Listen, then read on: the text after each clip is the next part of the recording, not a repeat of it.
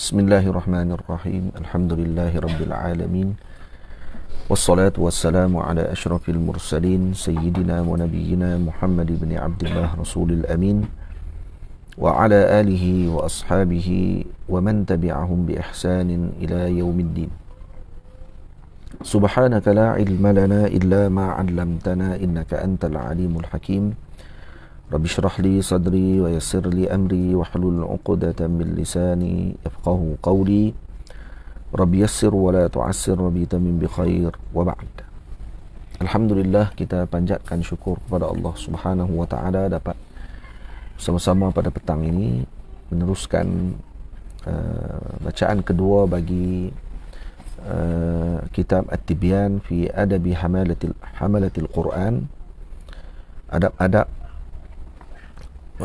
kita bersama dengan Al-Quran, khususnya kepada penghafal Al-Quran, kepada para penanggung Al-Quranul Karim.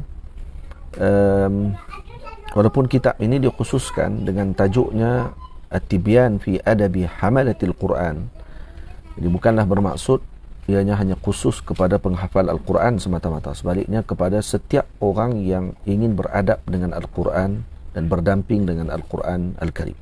Tamam?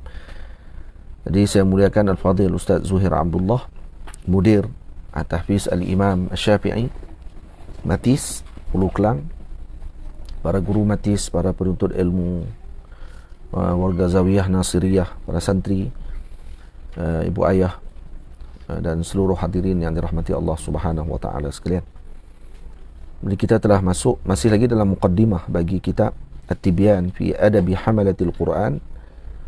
Pada kata Al-Imam An-Nawawi rahimahullah, wa'lam anna al-ulama'a min al-hadith wa ghairihim jawazu al-amala bid-dha'ifi fi fadailil a'mali.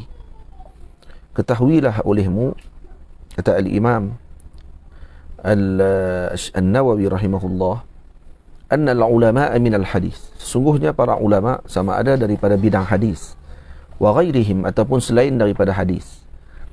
Selain daripada ulama daripada bidang hadis, jawazu al-amala bid-dhaif, mengharuskan beramal dengan hadis dhaif, fi fadailil a'mal, pada urusan fadailil a'mal, jadi perkara-perkara yang berkait dengan fadilah.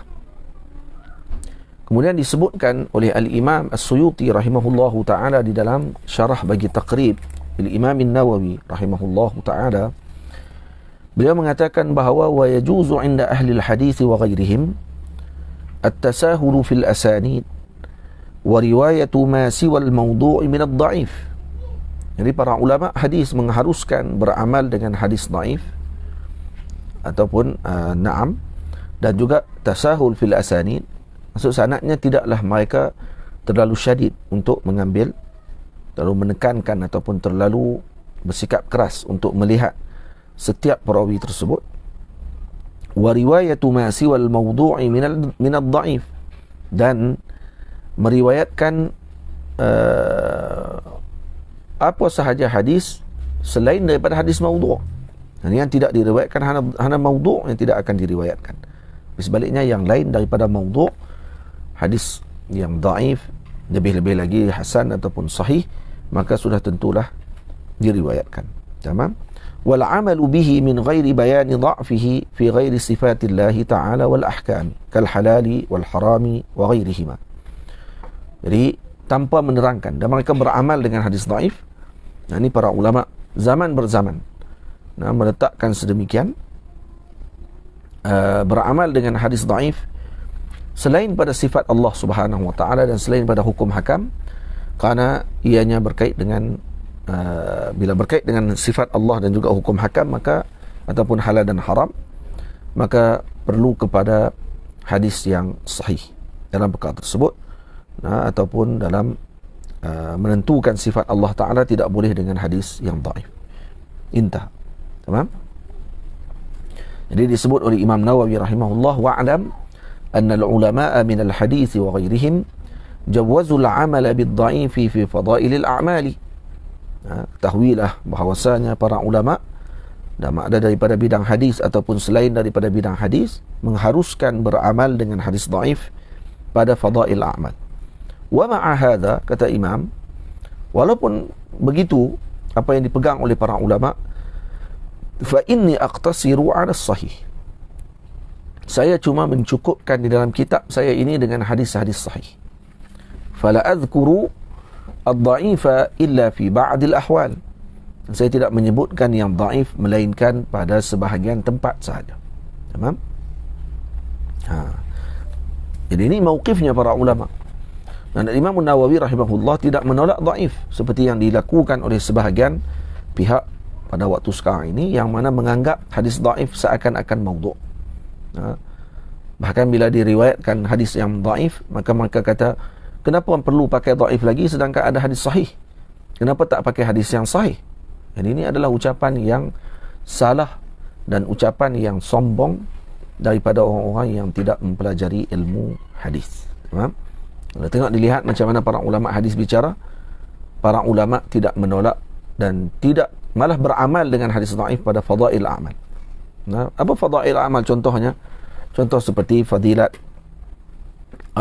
ini salah satu contoh penggunaan hadis dhaif dalam fadail amal. Fadail amal maksudnya ceritakan tentang kelebihan-kelebihan tertentu.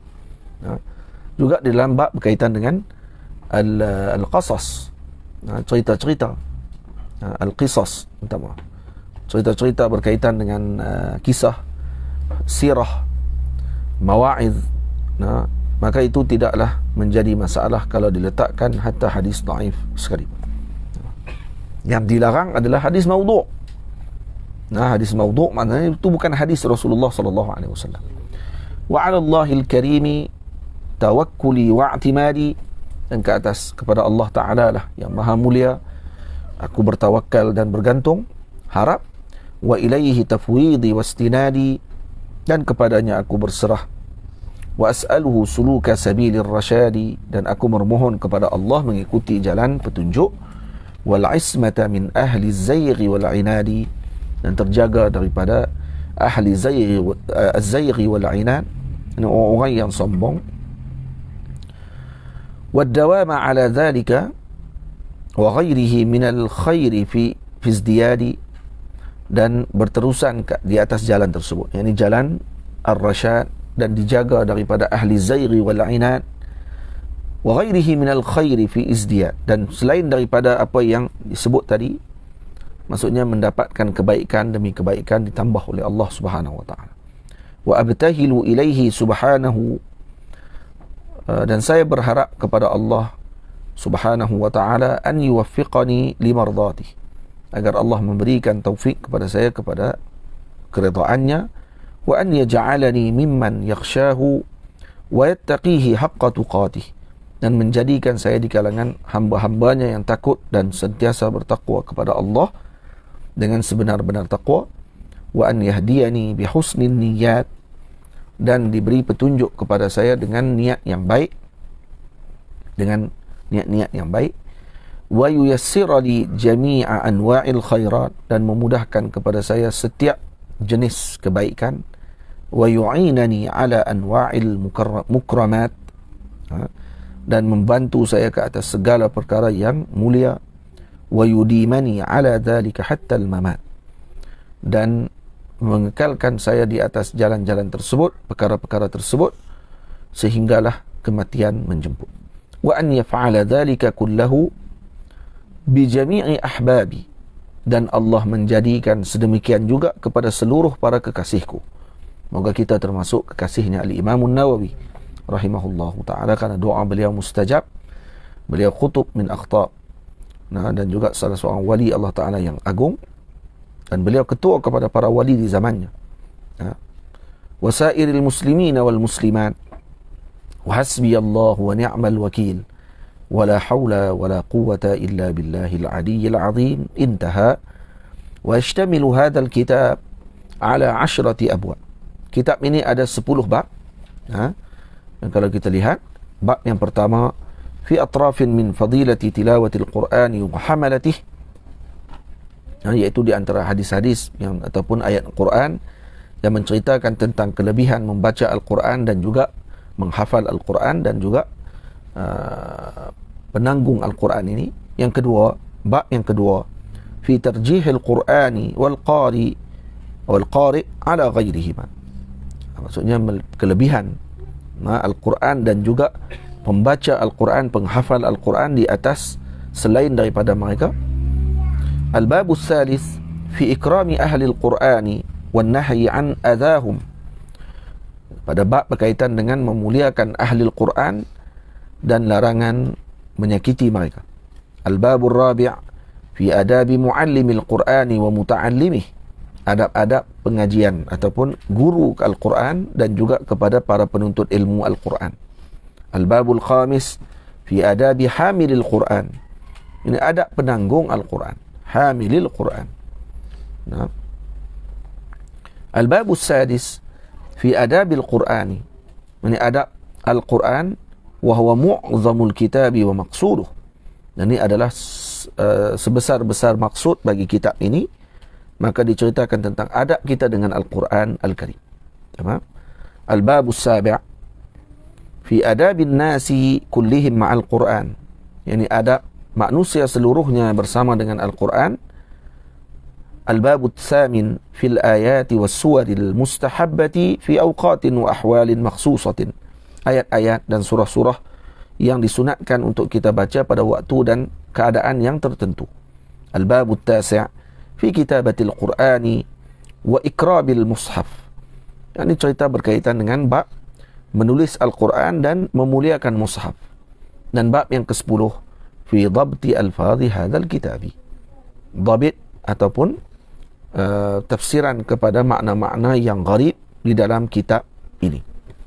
Kalau perhati balik fihris ataupun tajuk-tajuk bab-bab yang 10 ini dalam kitab At-Tibyan fi Adabi Hamalatil Quran, maka ianya bukan hanya kepada penghafal Quran sahaja. Nah, sebaliknya kepada seluruh yang berkait dengan Quran termasuk dalam kitab ini.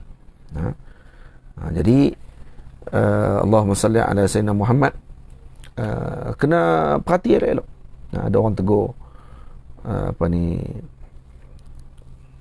pihak penganjur bila hantar mesej dan sebagainya, tulis adab-adab orang yang ingin berdamping dengan Al-Quran, ditegur. Dia kata tajuk pun dah terjemah tak kena. Tajuk tu At-Tibyan fi Adabi Hamalatil Quran. Yang adab penghafal Quran, Hamalatil Quran maknanya penghafal Quran, dia kata. Tajuk pun dah gelincir dah, dia kata. Macam mana ni? Jadi kita kata tu lah. Orang ni kalau kata dia tengok dengan perhati elok, dan kalau dia masuk dalam kitab ni tengok elok-elok sebelum dia celah, maka dia akan tahu kata bukan kitab ni hanya kepada penghafal Quran sahaja. Kepada semua.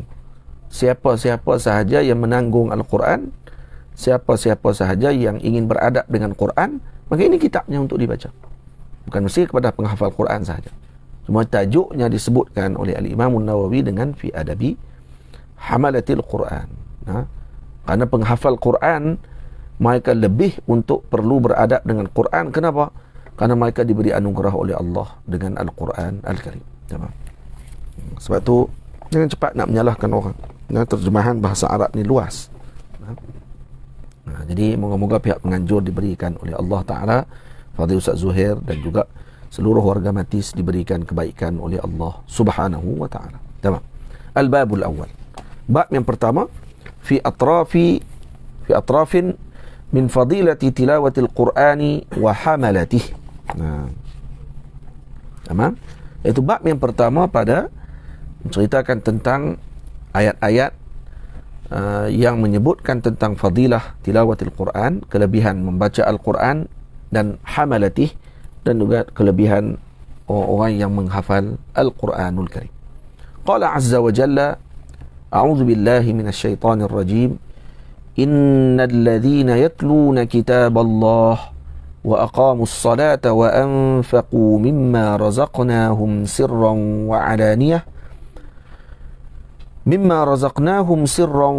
وأنفقوا مما رزقناهم سرا وعلانية يرجون تجارة لن تبور ليوفيهم أجورهم ويزيدهم من فضله إنه غفور شكور. إن الذين يتلون كتاب الله. Sesungguhnya di sini disebut, ada terjemahan. orang yang selalu membaca Al-Quranul Karim. Wa aqamus salata wa anfaqu mimma razaqnahum sirran wa alaniyah. Dan mereka ini mendirikan salat, mendermakan apa yang direzekikan oleh Allah Ta'ala secara sir, secara senyap-senyap ataupun secara alaniyah. Yarjuna tijaratan lan tabur. Jadi mereka mengharapkan perniagaan yang tidak akan rugi sama sekali. Liwaffiyahum ujurahum wa yazidahum min fadlih innahu ghafurun syakur. Surah Fatir. Nah, jadi cuba tengok, disebutkan di sini bahawa Allah Subhanahu wa taala menyebut orang-orang yang membaca Al-Quranul Karim. Yatluna digunakan dengan fi'il mudhari' dengan maksud ad-dawam. Nah, dengan makna berterusan dengan membaca kitab Allah. Tamam? Innal ladzina yatluna kitab Allah wa aqamus salata wa anfaqu mimma razaqnahum sirran wa alaniyatan yarjuna tijaratan lan tabur. Mereka mengharapkan pahala yang perniagaan ni, maksudnya ini dianggap sebagai perniagaan, tashbih kepada perniagaan. Maksudnya ada jual beli. Nah, siapa yang mereka jual belikan tadi? Dengan siapa? Dengan Allah Subhanahu wa taala. Tujuan dia pada liwaffiyahum ujurahum wa yazidahum min fadlih innahu ghafurun syakur. Maka Allah Ta'ala, tujuan dia mereka baca tadi untuk apa? Untuk menyempurnakan. Liwaffiyahum ujurahum, supaya Allah menyempurnakan pahala mereka. Allah sempurnakan pahala mereka dan menambahkan kelebihan kepada mereka. Maka sesungguhnya Allah Ta'ala Maha Pengampun lagi Maha mensyukuri perkara tersebut. Baik. Jadi di sini kelebihan orang-orang yang menghafal Al-Quran ataupun orang yang membaca Al-Quranul Karim, tilawatil Quran, dan orang yang mendirikan salat dan orang yang memberikan hartanya, infak di jalan Allah Subhanahu wa taala, sama ada secara bersendirian, secara senyap-senyap ataupun secara terang-terangan, maka mereka tidak akan rugi sama sekali dengan pekerjaan tersebut. Ini kelebihan yang disebutkan oleh Allah di dalam ayat ini. Warwina an Uthman bin Affan radhiyallahu ta'ala anhu qala Rasulullah sallallahu alaihi wasallam khairukum man ta'allama al-Qur'ana wa 'allamah. Nah, sebaik-baik kalian adalah yang mengajarkan Al-Quran dan yang belajar Al-Quran dan mengajarkan Al-Quranul Karim. Tamam? Jadi khairukum man ta'allama al-Qur'ana wa 'allamah. Jadi di sini maksudnya apa dia? Sebaik-baik, paling afdal di kalangan kalian adalah orang yang bermujahadah dirinya untuk menghafal Al-Quranul Karim. Khairukum man ta'allama al-Quran wa 'allamah, iaitu orang yang paling afdal, iaitu mereka yang berusaha untuk mempelajari Al-Quran, menghafal Al-Quran, memahami makna Al-Quran, memahami tafsir ayat-ayat Al-Quran, kemudian mengajarkan perkara tersebut kepada orang lain. Tamam? Al-Imam Syarqawi rahimahullahu ta'ala mengatakan bahawa la raiba anna al-jami'a baina ta'allumil Qur'an wa ta'limihi mukammilun li nafsihi wa li ghairihi jami'un baina an-naf'il qasir wa an-naf'il muta'addi. Jadi di sini Nabi tak sebut sahaja kepada orang yang mempelajari Quran dengan khairukum man ta'allama al-Quran faqat. Sebaik-baik di kalangan kalian adalah yang mempelajari Quran. Tapi sebaliknya apa dia? Khairukum man ta'allama al-Quran wa 'allamah, mengajarkan, kemudian mengajarkan Al-Quran kepada umat. Jadi di sini menunjukkan bahawa dua kelebihan inilah yang perlu dilakukan, kerana man ta'allama al-Quran hadha qasirun li nafsihi. Ini hanya cukup untuk dirinya. Dia belajar Quran, dia hafal Quran untuk dirinya.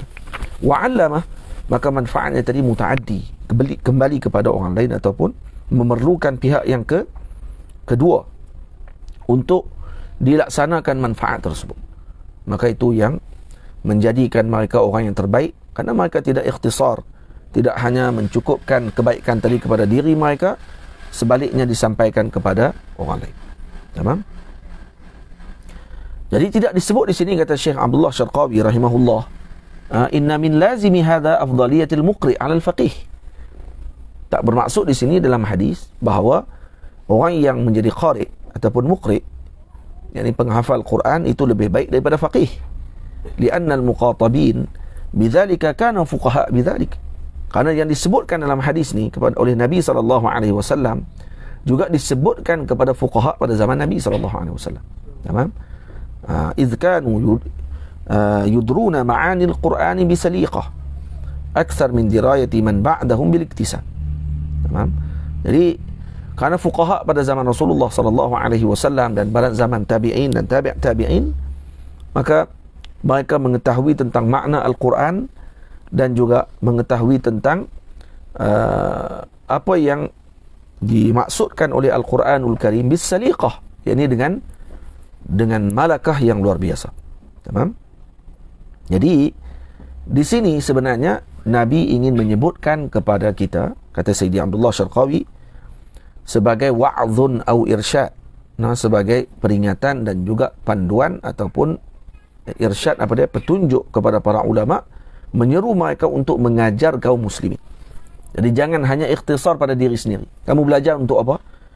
Kita belajar untuk mengelakkan kejahilan pada diri kita, tapi hanya itu ikhtisar pada diri kita. Maka kata Sayyidina Rasul, khairukum man ta'allama al-Quran wa 'allamah. Al-Quran adalah peringkat yang tertinggi dalam pengajian.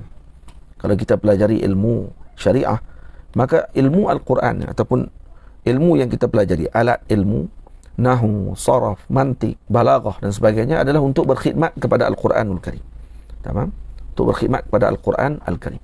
Maka bila berkhidmat kepada Al-Quran dengan maksud Al-Quran, dengan makna Al-Quran, sebenarnya yang saya sebutkan sebelum ini, bahawa Allah Subhanahu wa taala menjadikan penghafal Al-Quran sebagai sebab untuk menjaga lafaz Al-Quranul Karim agar ditukar. Tak akan berlaku penukaran sama sekali. Budak-budak kecil pun hafal. Tamam? Tapi Allah Ta'ala menjaga makna Al-Quran dengan adanya ilmu usul fiqh. Usul fiqh adalah ilmu yang menjaga maknanya Al-Quranul Karim.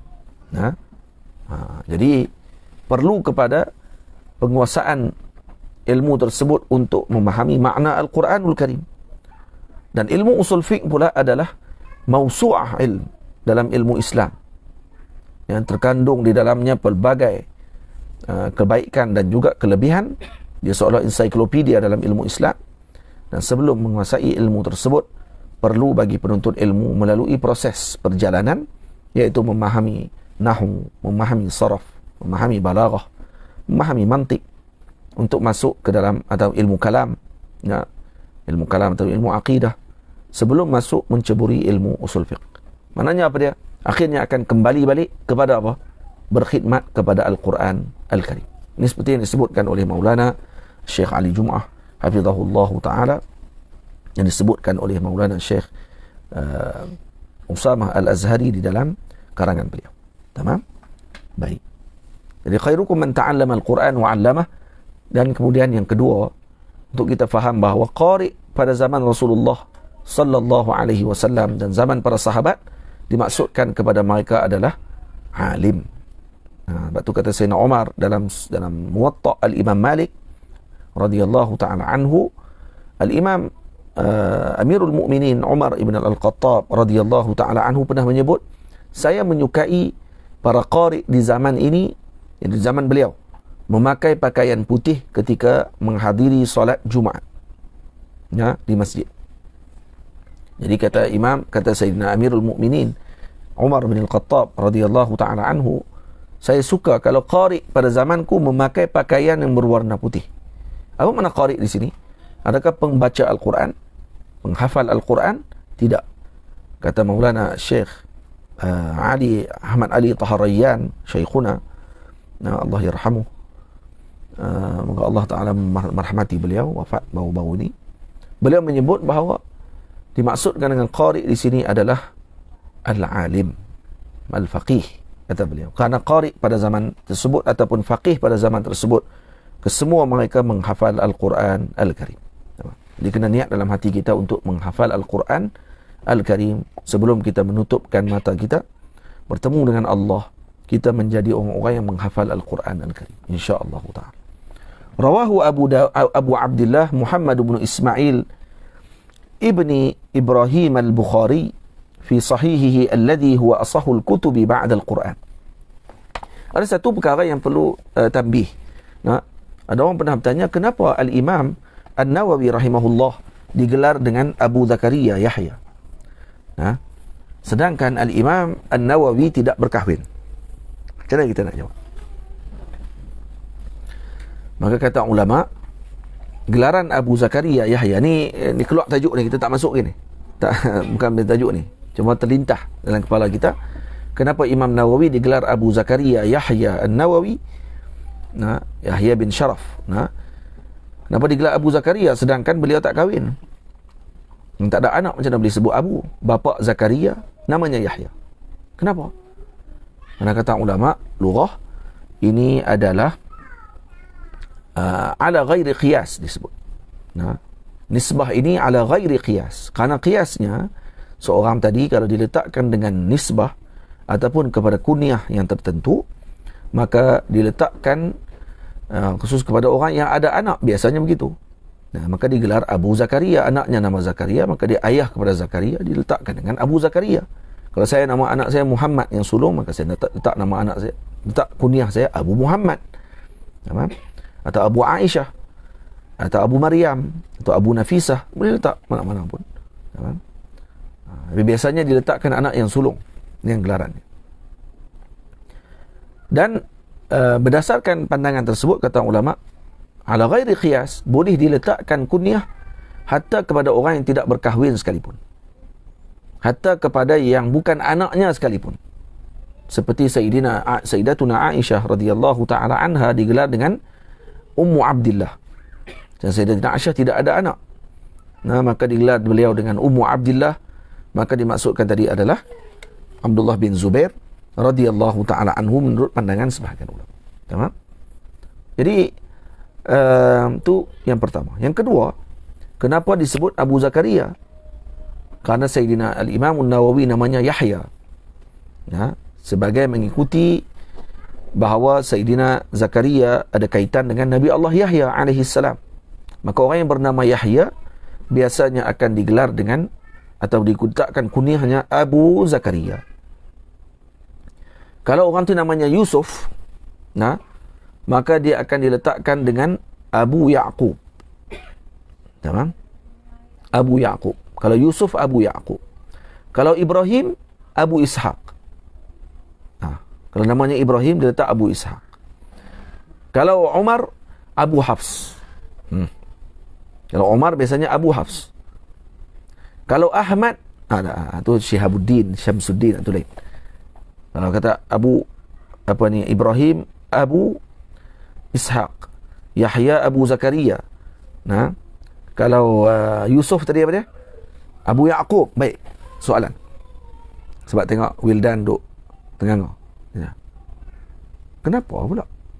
Patutnya Zakaria Abu Yahya. Betul. Tengok dia buat kok kenin boleh. Orang Kedah panggil tak panggil apa kan. Baik. Jadi bila kok kenin tu tahulah kod pikak tak tahu pikak tu ke pikak tu imam lain kan. Jadi bila disebut macam tu, kenapa? Kerana Sayyidina Yahya tidak ada anak. Sayyidina Yahya tidak ada anak. Sayyidina Yusuf juga tidak ada anak. Maka bila mereka tidak ada anak, untuk mengaitkan mereka juga dengan sesuatu, maka diletakkan mereka dengan ayah mereka. Maka disebut Abu Zakaria Yahya, Abu Ya'qub Yusuf. Gitu. Tamam? Baik. Dan perkara ni ghalibnya begitu diletakkan. Kalau Abu Zakaria Yahya. Jadi begitu kebiasaan yang diletakkan oleh ulama. Maka lughah Arabiyah ini adalah masmu'. Ini didengar. Lebihnya daripada pendengaran. Kita mendengar daripada Arab. Maka begitulah keadaan dia. Baik. Rawahu Abu Abdillah. Yang kenapa saya cerita tadi, sebab tiba-tiba tersebut nama Sayyidina Al-Imam Allahumma salli ala Muhammad Al-Bukhari, Abu Abdillah Muhammad bin Ismail ibni Ibrahim Al-Bukhari fi sahihihi alladhi huwa asahhul kutubi ba'da al-Quran. Maka hadis ini diriwayatkan oleh Sayyidina Al-Imam Abu Abdullah Muhammad bin Ismail bin Ibrahim Al-Bukhari fi sahihihi alladhi huwa asahhul kutub. Ini diriwayatkan oleh beliau dalam kitab sahihnya yang merupakan sesahih-sahih kitab selepas Al-Quran Al-Karim. Wa an Aisyah radhiyallahu ta'ala anha qalat qala Rasulullah sallallahu alaihi wasallam.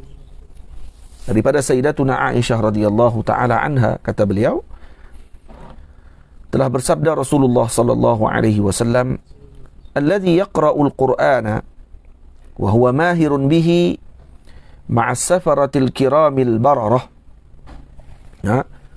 Seseorang yang mahir membaca Al-Quran kelak mendapat tempat di dalam syurga bersama dengan ma'a safaratil kiramil bararah, yakni dengan rasul-rasul yang mulia lagi baik. Dan kemudian walladzina yaqra'ul Qur'ana wa huwa yatata'ta'u fihi wa huwa 'alaihi syaqqun lahu ajran. Dan orang yang membaca Al-Quran tetapi dia tidak mahir membacanya dengan tersekat-sekat dan berat lidahnya, yakni belum lancar, maka dia akan mendapatkan 2 pahala. Kalau ada orang kata, macam mana pula yang boleh yatata'ta', yang baca Quran dengan sukar ni dan tidak mahir dapat 2 pahala? Yang baca Quran tak sebut pun pahala, tak sebut pahala, sebut lebih pada tu lagi. Apa dia? Ma'a safaratil kiramil bararah, mereka bersama dengan para rasul yang mulia. Apa dia nak apa lagi? Dah duduk dengan para rasul mulia, perlu sebut pahala lagi? Boleh? Lanjut orang kata, siapa yang mahir dalam bidang ni, maka dia akan bersama dengan para raja. Sesiapa yang masih tidak mahir tapi dia berusaha, maka kami akan bagi kepadanya 20,000 ringgit. Dia tahu, yang ni 20,000 ringgit lagi mahal ya. Kenapa tak bagi itu kepada yang mereka ni tadi? Dia bersama dengan raja tu. Kaya pada tu lagi, lebih pada tu lagi. Tu maksud dia. Faham? Lebih kurang tu lah. Kata Imam An-Nawawi rahimahullahu ta'ala ketika mensyarahkan hadis ni. Imam Nawawi mensyarahkan sendiri hadis ni. Tamam? Kata beliau, as-safarah jam'u safir. Kakatib. Wa katabah. Wasafir ar-rasul. Wasafarah ar-rusul.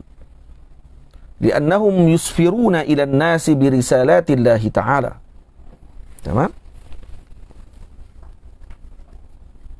Jadi maksudnya orang yang membaca Al-Quranul Karim. Sebahagian mengatakan yaqra' dengan makna yahfazil Quran, yang menghafal Al-Quranul Karim. Tapi bila kita baca wa huwa mahirun bihi dan dibezakan dengan yatata'ta', tamam? Yatata'ta' fihi, wa huwa 'alaihi syaqqun lahu ajran. Boleh diletakkan dengan 2 makna tersebut. Tamam? Boleh diletakkan dengan 2 makna. Apa makna yang kita baca dulu apa yang disebut oleh Imam Nawawi rahimahullah. Imam Nawawi mengatakan as-safarah dengan makna ar-rusul. Wa qila as-safarah dengan makna al-katabah. Maksudnya dengan malaikat katabah. Al-bararah al-muti'una min al-birr wa huwa at-ta'ah. Maksud mereka yang melakukan ketaatan kepada Allah Subhanahu wa taala. Jadi ada 2 maksud. Orang yang membaca Al-Quranul Karim dan dia mahir dengan bacaan Quran tersebut, maka dia akan bersama dengan para rasul Allah Ta'ala yang mulia. Sebahagian lagi kata bersama dengan para malaikat katabah yang mulia. Boleh. Walladzina yaqra'ul Qur'ana wa huwa yatata'ta'u fihi. Al-mahir maksud dia apa dia pula? Al-hadhiqul kamil. Al-hifz alladhi la yatawaqqafu wa la yashuqqu alayhi qira'atu bi jawdati hifdhihi wa idqanihi. Tengok. Hafal Quran. Wal mahir bihi. Maknanya apa dia? Orang yang sempurna pada hafalannya dan mengingati dengan ikatan yang sangat kuat. Maknanya yaqra' tadi dengan makna apa? Yahfazil Quran. Yani yang yahfazil Quran, dan kemudian dia ingat Quran dengan sungguh-sungguh, ma'a safaratil kiramil bararah. Lepas tu kebanyakan hadis yang menyebutkan tentang yaqra' Al-Quran adalah dengan makna yahfazil Quran. Kebanyakannya begitu. Tapi kalau nak terjemah dengan lafaz dengan makna lafzi, pun boleh, tidak ada masalah. Cuma makna yang disebut oleh para ulama kebanyakannya adalah dengan makna yahfazil Quran. Faham?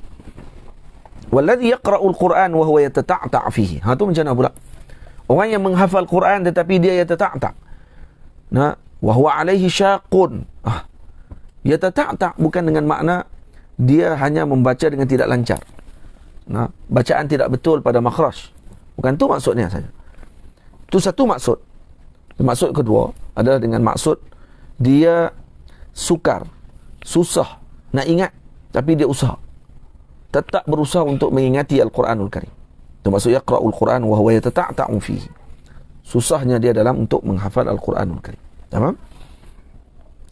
Sebab tu kata di sini, kata Syekh Al-Imam An-Nawawi rahimahullah sebut apa? Wa amma alladhi yuta'ti'u fihi, yang sukar. Apa makna yuta'ti'u fihi? Fa huwa alladhi yataraddadu fi tilawatihi li dha'fi hifdhihi. Tengok.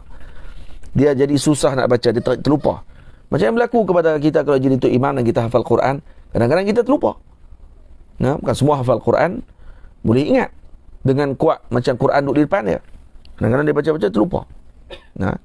Kuda yang pantas, kuda yang tangkas juga kadang-kadang tergelincir. Al-Imam Al-Kisai rahimahullahu ta'ala. Kisai salah seorang daripada ni kah? Qiraah kah? Kena tanya kat sahibul qiraah. Hafiz Mustafa. Jadi apa ni, Imam Kisai satu hari jadi imam. Bila dia jadi imam, belakang dia khalifah waktu tu. Tengah baca, tersilap. Dia tersilap baca. Dia imam qiraah. Dia tersilap. Maka si khalifah pada waktu, saya tak ingat khalifah mana, tegur. Tapi cara teguran khalifah kepada para ulama luar biasa. Ini adabnya para salihin yang terdahulu. Dia tahu kedudukan para ulama ni bagaimana. Orang zaman dah tak ada lah. Kalau dia tinggi sikit pada ulama pun dia jadi pangkat dia tinggi. Dia terlupa ulama lebih tinggi daripada pangkat dia sebenarnya. Macam mana keadaan sekalipun. Jadi si raja pun tanya, si khalifah tanya. Dia kata, "Hai imam, bagaimana pandangan kamu dengan ayat ini? Ada qiraat lain ke? Adakah qiraat lain dan yang dibaca dalam Al-Quran? Kerana saya mendengar kamu baca sedemikian. Di dalam sembahyang tadi saya dengar kamu baca macam tu. Adakah ada qiraat baru ataupun qiraat yang lain yang saya tidak ketahui, wahai imam?" Apa kata Imam Kisai? Saya kata, "Wahai tuanku, wahai Khalifah Amirul Mukminin, kuda yang tangkas juga kadang-kadang tergelincir," kata dia. Kuda yang tangkas kadang-kadang tergelincir juga. Saya tersilap tadi. Maksudnya, Masya Allah.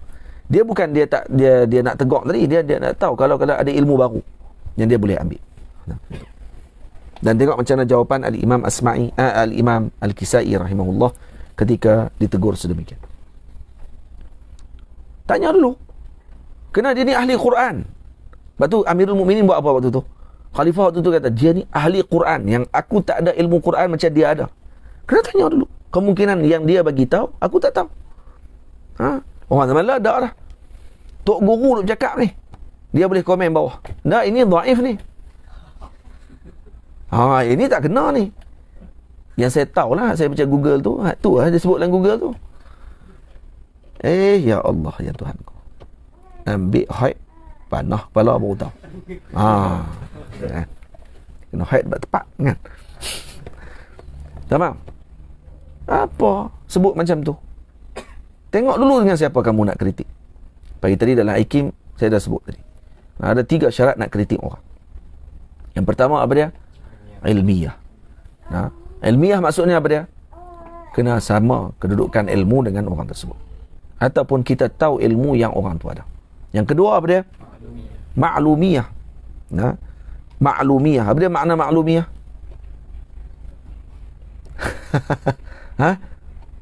Apa makna ma'lumiyah?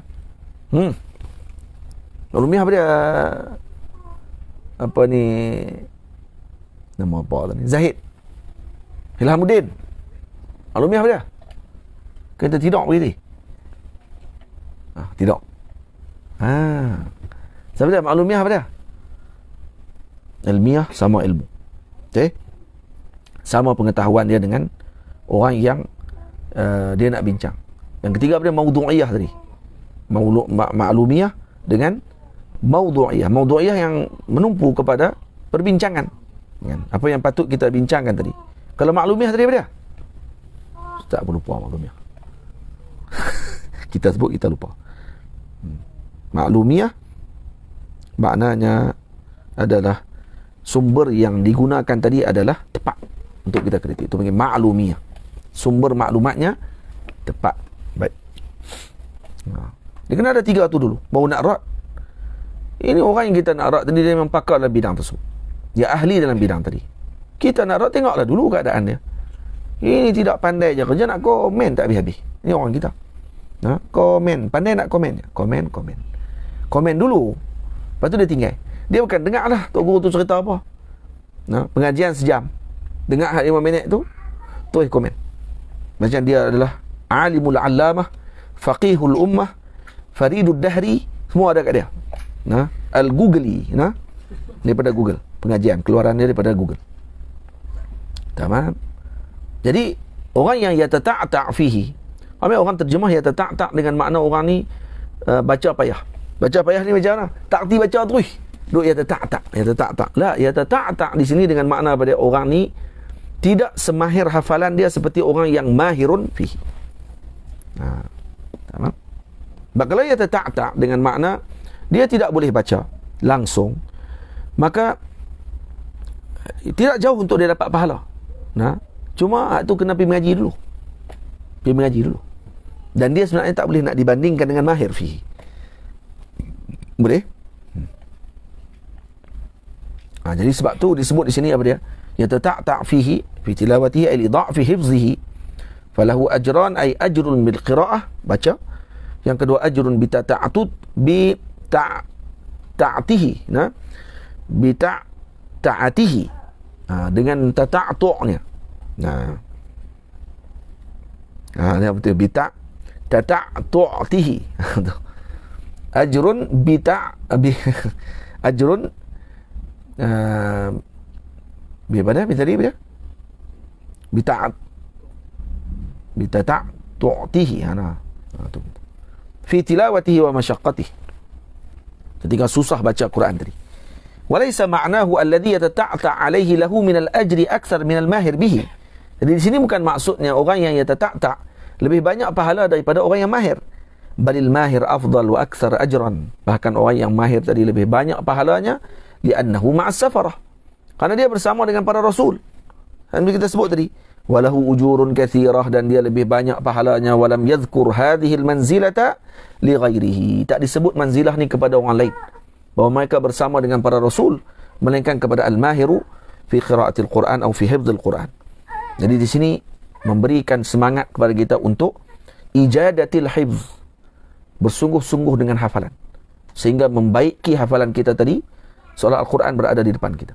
Dan juga inayah bi qiraatil Quran, sentiasa berjaga dengan Al-Quran, maksud menjaga hafalan Quran kita, wal istimrar 'alaiha, dan sentiasa berterusan dengan bacaan Al-Quran. Tamam? Sebagian kata Imam Ibnu Athir menyebutkan kata yatata'ta' dengan makna yataraddad fi qiraatihi wa yatalabbat fihi lisan. Maksud lidah dia jadi kerah nak baca. Dia jadi payah, tapi dia tetap juga mengaji Quran. Ada pandangan ulama sebut begitu. Dan sebahagian riwayat lagi sebut walladhi yaqra'uhu wa huwa yashtaddu 'alaihi lahu ajran. Yashtaddu 'alaihi maksudnya apa dia? Dia bersungguh-sungguh. Sebahagian kata yatata'ta', orang yang membaca tadi dengan maksud mereka lambat kerana meraihkan tajwid yang mereka telah pelajari. Maksud yatata'ta' wa huwa 'alaihi syaqun, maksudnya sangat meraihkan tajwid pada ketika itu. Bukan nak kata orang yang mahir. Tadi mahir tadi dah tentu dah meraihkan tajwid. Orang ni dia baca dan kemudian dia nak tatbikkan tajwid tadi, kadang dia tersilap, dia patah balik. Dia baca balik, tadi tersilap baca tadi, tak ada mat, patah balik baca. Kemudian dia pergi jalan balik, lepas tu tengok ni, ada pula nun yang mati bertemu dengan huruf sekian, maka dia nak kena raikan. Jadi dia tersilap tak baca macam tu, patah balik pula, baca pula. Kemudian mana tang hurufnya ra tadi adalah nipis, mana ra-nya tebal, dia pergi baca laju, tersilap tadi. Patutnya Fir'aun, dia baca Fir'aun, maka patah balik baca Fir'aun dengan lembut sikit, maka ni dipanggil yatata'ta' fihi. wa huwa alaihi syaqun. Tu maksud syaq. Nah, susah untuk dia nak tatbiqkan. Biasanya mahir Syekh Khalil Husari, nah, Abdul Basit, ya, Syekh Abdul Basit, Syekh Khalil Husari, baca Quran bagi mereka jadi macam mana? Mahirun fihi. Mahir. Bacaan mereka tak perlu kita tengok mulut dia. Dengar saja baca, boleh tahu macam mana dia baca. Nah, sebab tu sebagai masyayikh nasihat kita untuk mendengar bacaan mereka. Nah, kalau saya suka dengar Syekh Abdul Basit. Syekh Abdul Basit, sebagian ulama suka dengar kita bacaan Syekh Khalil Husari. Nah, ada seorang lagi syekh, lupa nama dia. Qari besar di Mesir. Jadi orang panggil apa, qurra ni kalau dengar bacaan dia seolah-olah macam kita mendengar di depan. Kalau kita dengar baca Syekh Khalil Husari punya Syekh Abdul Basit punya bacaan secara tertil, seolah-olah kita mendengar ataupun melihat mulutnya sedang membaca Al-Quranul Karim. Kita kan mengaji Quran, antara benda paling besar sekali adalah melihat mulutnya guru. Kita nak tahu makhraj keluar macam mana, mana dia letak lidah, apa semua kali tu. Kan? Tapi Syekh Abdul Basit, bila kita dengar dia baca, seakan-akan macam kita berada di depan dia pada ketika itu. Dan siapa ikut bacaan macam dia baca sebiji tadi ni, insya-Allah tepat bacaan dia. Faham? Ini dilakukan oleh para guru kami, antara Maulana Syekh Yusri hafizahullah taala. Setiap pagi akan buka Syekh Abdul Basit dan dengar Syekh Abdul Basit, dan kemudian baru pergi ke kuliah. Ini masa dia mengaji dulu. Rawahul Bukhari wa Abu Al-Husain Muslim ibn Hajjaj ibn Muslim Al-Qushairi An-Naisaburi fi sahihihima. Nah, di dalam kedua-dua sahih mereka. Maka Allahumma salli ala Sayyidina Muhammad. Hadis ini diriwayatkan oleh Imam Al-Bukhari dan Imam Muslim radhiyallahu ta'ala anhuma. Dan ditanya kepada Imam Thawri, Sufyan Ats-Tsawri radhiyallahu ta'ala anhu, anil jihad wa iqra'il Quran. Nah, yani iqra'il Quran, membaca Quran, jadi guru Quran dengan berjihad di jalan Allah Subhanahu wa taala, maka mana yang lebih mulia? Maka kata beliau, iqra'ul Quran. Kenapa? Maka beliau mengeluarkan hadis ni, disebutkan alladhi yaqra'ul Quran wa huwa mahirun bihi wa huwa ma'a safaratil kirami al-bararah. Tamam? Itu hadis yang disebutkan oleh beliau. Wa an Abi Musa al-Asy'ari radhiyallahu ta'ala anhu qala Rasulullah sallallahu alaihi wasallam, mathalul mu'min alladhi yaqra'ul Qur'ana mathalul utrujjah rihuha tayyibun wa ta'muha tayyibun. Tengok sini. Wa mathalul mu'min alladhi la yaqra'ul Qur'ana mathalut tamrah la riha laha wa ta'muha tayyibun hulwun. Wa mathalul munafiqi alladhi yaqra'ul Qur'ana mathalur rayhanah rihuha tayyibun wa ta'muha murrun. Wa mathalul munafiqi alladhi la yaqra'ul Qur'ana kamathalil hanzalati laysa laha rihun wa ta'muha murrun. Rawahul Bukhari wa Muslim. Tamam. Disebutkan oleh Sayyidina Abi Musa al-Asy'ari radhiyallahu ta'ala anhu, kata beliau, Rasulullah sallallahu alaihi wasallam bersabda, mathalul mu'min alladhi yaqra'ul Qur'an mathalul utrujjah. Misal seorang mukmin yang membacakan, menghafal sini, menghafal Quran. Misal seorang mukmin yang menghafal Quran adalah seperti utrujjah. Utrujjah ni sejenis buah. Nah, yang buah tersebut dia macam buah lemon, tapi dia manis. Macam buah lemon, tapi dia besar sikit, panjang. Tak ada di Mesir, tak ada buah utrujjah. Ada di Syam. Rihuha tayyibun, baunya sedap. Ta'muha tayyibun, rasanya pun sedap, manis rasanya. Jadi di sini Allahumma salli ala Sayyidina Muhammad dimaksudkan dengan rihuha tayyibun dengan makna zahir, ta'muha tayyib dengan makna batin. Maknanya orang yang menghafal Al-Quranul Karim, yang beramal dengan Al-Quranul Karim, maka mereka adalah seperti utrujjah. Misalnya, ini dipanggil apa ni? Dipanggil tashbih baligh, dipanggil tashbih baligh. Dan orang ini adalah orang yang baik pada rupa parasnya, ataupun baik pada sudut zahirnya dan baik pada sudut batinnya. Kedua-duanya diberikan kebaikan, seperti utrujjah. Tamam? Sebab tu Al-Imam Ibn Hajar radhiyallahu taala anhu menggunakan dan menyebutkan tamsilan Nabi dengan utrujah ni adalah tamsilan yang terbaik. Kenapa? Kerana utrujah digunakan pada seluruh perkara. Digunakan pada seluruh perkara pada utrujah, atau daripada kulitnya sampai ke dalamnya digunakan. Maksudnya bermanfaat. Begitulah orang yang hafizul Quran, beramal dengan Al-Quranul Karim. Mereka ini adalah masalul utrujah. Masalul utrujah kerana apa? Kerana bermanfaat mereka pada seluruh kehidupan mereka, zahir dan batinnya. Faham? Itu maksudnya. Wa masalul mu'min alladhi la yaqra'ul Quran masalut tamrah. Tengok. Manakala mukmin yang tidak menghafal Quran seperti tamrah, seperti tamar. La riha laha. Tidak ada rih. Wa ta'muha tayyibun hulwun. Tapi dalamannya bagus. Dia tak ada bau pada tamr. Tamrah tidak ada bau, tapi dalamannya baik. Ini menunjukkan kepada iman. Kepada imannya yang kuat. Tamam? Maksudnya walaupun zahirnya tidaklah Allahumma salli alaihi wasallam, tak disebut sebagai hafiz, tak sebut sebagai orang yang menghafal Al-Quran, tetapi ta'muha tayyib. Sebab tu kalau kita kata al-mu'min alladhi la yaqra'ul Quran, kalau dengan makna seorang mukmin yang tidak baca Quran adalah seperti tamrah. Dia kan tak baca langsung Quran mukmin. Kalau dia tak baca Quran, tak sembahyanglah dia. Tak baca Fatihah, tak baca apa semua, macam mana jadi mukmin? Maka di sini maksudnya yahfazil Quran. Itu lebih kuat bacaan tadi. Kerana ada orang dia baca Quran, dia sembahyang, baca Fatihah yang wajib, tapi dia tak hafal Quran. Wa mathalul munafiqi alladhi yaqra'ul Quran mathalur raihanati. Manakala golongan munafik, perbandingan munafik yang membaca, menghafal Al-Quran adalah seperti raihanah, rihuha tayyibun wa ta'muha murrun. Hanya zahir sahaja yang comel, bau wangi, tapi rasanya sangat pahit. Ini raihanah. Raihanah. Dan kemudian wa mathalul munafiqi alladhi la yaqra'ul Quran kamathalil hanzalah laisa laha rihun wa ta'muha murrun. Dan perbandingan munafik yang tidak menghafal Quran. Dalam munafik tadi, munafik hafal Quran. Munafik hafal Quran, orang ada bau juga.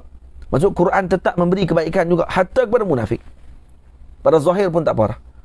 Dapat juga wangian dia. Walaupun rasanya sangat pahit, iaitu dalamannya pahit. Tak ada apa faedah. Manakala munafik yang tidak menghafal Quran, maka dia adalah umpama hanzalah, hempedu yang tidak ada bau padanya dan tidak ada padanya dan rasanya sangat pahit. Itu maksud hanzalah. Tamam? Jadi ini adalah perbandingan ataupun tamthilan yang disebutkan oleh Rasulullah sallallahu alaihi wasallam kepada yang menghafal Al-Quranul Karim. Rawahul Bukhari wa Muslim. An Umar bin Al-Khattabi radhiyallahu taala anhu. Sikit lagi kita baca, kemudian kita berhenti, dan kemudian kita akan sambung pada minggu hadapan insya-Allah. Daripada Sayyidina Umar radhiyallahu taala anhu bahawa Nabi sallallahu alaihi wasallam bersabda, "Inna Allah taala yarfa'u bihadzal kalami aqwaman wa yada'u bihi akharin." Sesungguhnya Allah Subhanahu wa taala mengangkat sebahagian kaum dengan Al-Quranul Karim, dan Allah taala menjatuhkan sebahagian kaum dan merendahkan mereka dengan sebab Al-Quranul Karim juga. Tamam? Rawahu Muslim. Jadi iman dengan Al-Quran, tamam? Mengagungkan Al-Quran, beramal dengan apa yang ada dalam Al-Quran, maka mereka akan diberikan sekadar bagaimana kedudukan mereka dan juga pengamalan mereka terhadap Al-Quran Al-Karim. Jadi diangkat kedudukan orang tadi berdasarkan Al-Quran. Karena itu disebut, atau orang yang menghafal Quran Al-Karim, kalau kata mereka nanti di akhirat, ataupun yang membaca Al-Quranul Karim dengan sering ataupun sekerap, maka kedudukan mereka adalah di mana ayat yang terakhir mereka baca. Sayyidatina Nafisah radhiyallahu taala anha sebelum wafat, beliau korek sendiri kuburnya. Yang di Mesir, kuburnya dia korek sendiri, dan kemudian dia mengkhatamkan Al-Quran di dalam kuburnya sebanyak 30,000 kali khataman. 30,000 kali khatam sebelum dia wafat. Bayangkan macam mana kedudukannya. Ayat Quran ada 6,000 lebih. Kalau orang tu khatam sekali saja Quran 6,000 lebih, maknanya kedudukan dia ada berdasarkan kepada ayat Quran tadi. irtaqi, dan Quran dalam hadis nanti akan disebut. Dalam Quran nanti, dalam hadis ni, kitab ni nanti akan disebutkan kelebihan orang yang menghafal ataupun membaca Quran ketika di akhirat nanti. Nak masuk syurga yang mana satu, maka akan disebutkan kepada mereka dengan irtaqi, naik lagi dengan ayat yang terakhir dia baca. Tapi orang yang membaca dan menghafalnya dan mengulanginya sentiasa dan setiap masa, maka kedudukannya dengan apa yang dia baca yang terakhir. Kalau 30,000 kali khatam, agak tinggi mana kedudukannya pada ketika tersebut. Maksudnya 6,000 kali 30,000. Jadi moga-moga Allah Ta'ala menjadikan kita di kalangan orang-orang yang sentiasa bersama dengan Al-Quranul Karim. Allahumma ja'al Al-Quran rabi'a qulubina. Wa sallallahu ala sayyidina Muhammad wa ala alihi wa sahbihi ajma'in. Walhamdulillahi rabbil alamin. Assalamualaikum warahmatullahi wabarakatuh.